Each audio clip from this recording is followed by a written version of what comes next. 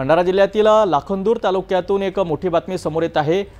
पाऊनगाव ग्रामपंचायतीचे सरपंच संदीप कोरे यांच्यावर काही लोकांनी परस्पर वृक्षतोड केल्याचा गंभीर आरोप केला होता।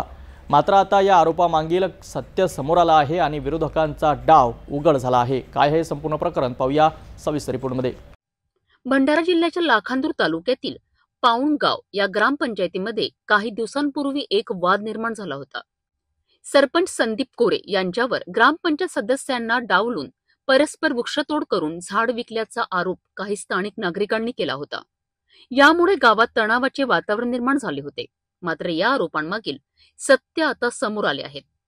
सरपंच संदीप कोरे यांनीच याबाबत स्पष्टीकरण दिले आहे। त्यांनी सांगितले आहे की कोणताही वृक्ष परस्पर विकलेला नाही। ही वृक्षतोड वन विभागाची रीतसर परवानगी घेऊन आणि ग्रामपंचायतीच्या मासिक सभेत सर्व सदस्यांच्या सहमतीने ठराव करूनच करण्यात आली होती। ज्या ठिकाणी ही वृक्षतोड झाली त्या ठिकाणी आता फळझाडे लावण्याची योजना आहे। काही लोकांनी थेट सरपंचाच्या विरोधात तक्रार दिलेली आहे की सरपंचांनी बेकायदेशीररित्या स्मशानभूमीचे जे काही झाड आहेत ते तोडले आहेत। काय सांगाल, काय विषय आहे तो? हे स्मशानभूमीचे झाडे मी ठरावानुसारच नाही का 10 माणसाचा ठराव घेऊन स्मशानभूमीचा सुभद्रीकरणासाठी नाही का फळबाग लावायचा अशा विचारानं चांगला उद्देश घेऊन आम्ही हे झाडात काटलेले आहेत आणि आता याच्यानंतर चांगला फळबाग लावायचा हा आमचा एक उद्देश आहे। आणि ज्या नागरिकांनी ते तक्रार केली त्यांचं काय, मग नेमकं काय सांगा? राजकारणाचा भाग आहे। ग्रामपंचायत सदस्यांनीही या आरोपांना राजकीय षडयंत्र ठरवले आहे। त्यांचा आरोप आहे की गावातील विकास कामांना खीळ घालवण्यासाठी विरोधकांनी असे खोटे आरोप पसरविले आहेत।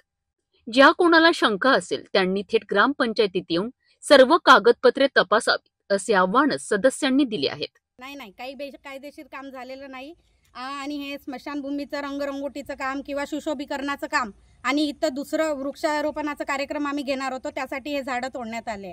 पण एकीकडे तर नागरिक असे म्हणतात ज्यांनी तक्रार केलेली आहे की सरपंचांनी स्वतःच्या मनमर्जीने हे झाडं तोडली आहेत। नाही हे म्हणजे सरासर खोटं आहे। जानेवारी महिन्यामध्ये आम्ही ठराव म्हणजे आम्ही सर्वानुमते सर्व 10 सदस्य उपस्थित असून हा ठराव पास केलेला आहे की झाडं तोडायचे, कारण इथं जोपर्यंत जुने झाड जाणार नाही तोपर्यंत नवीन वृक्षाची लागवड होणार नाही। आणि सुशोभीकरण करायचं म्हणल्यावर सुंदरतेचा गावाचा विचार करता आम्ही सर्वांनी ठराव पास केलेला आहे। तुम्ही म्हणजे आवश्यक असेल तर आम्ही सर्वांना दाखवू शकतो।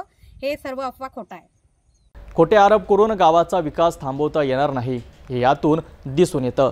अशा दिशाभूल करणाऱ्या आरोपांमुळे गावातील शांतता आणि प्रगती धोक्यात येऊ शकते। त्यामुळे कोणताही आरोप करण्याआधी त्याची सत्यता पडताळून पाहणे आवश्यक आहे।